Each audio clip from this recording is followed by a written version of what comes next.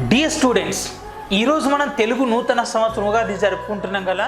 అలాగే దేశంలో ఒక్కొక్క రాష్ట్రం మరియు కేంద్రపాలిత ప్రాంతానికి ఒక్కొక్క నూతన సంవత్సర వేడుక ఉంది, ఒక అండమాన్ నికోబార్కు మినహా.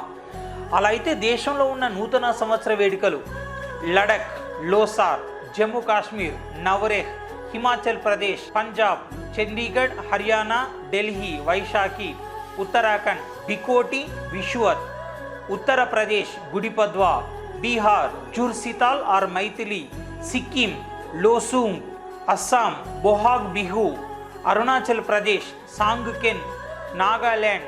ఇక్కడ ఒక్కొక్క గిరిజనతకు ఒక్కొక్క పేరుతో జరుపుకుంటారు.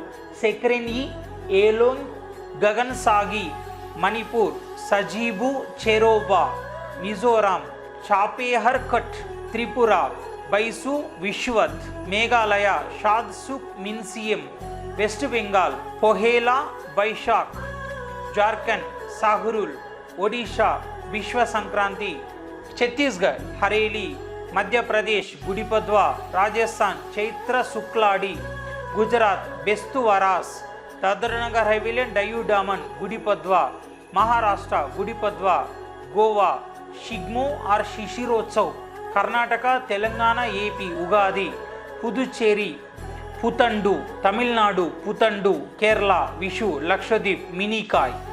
అలా కాకుండా ఇంకా కొన్ని ప్రత్యేక మతాలు కూడా ఆర్ ప్రత్యేక కమ్యూనిటీలు కూడా కొత్త సంవత్సరాన్ని జరుపుకుంటాయి. నేపాల్ వాళ్ళు నేపాల్ సంబత్ అనే పేరుతో, ఇస్లామిక్ వాళ్ళు హిజ్రీ అనే పేరుతో, పార్సీ వాళ్ళు నవరోజ్ అనే పేరుతో, సింధీ వాళ్ళు చెటీ చాంద్ అనే పేరుతో, సిక్కులు నానక్ షాహీ అనే పేరుతో నూతన సంవత్సర వేడుకలు నిర్వహించుకుంటూ ఉంటారు.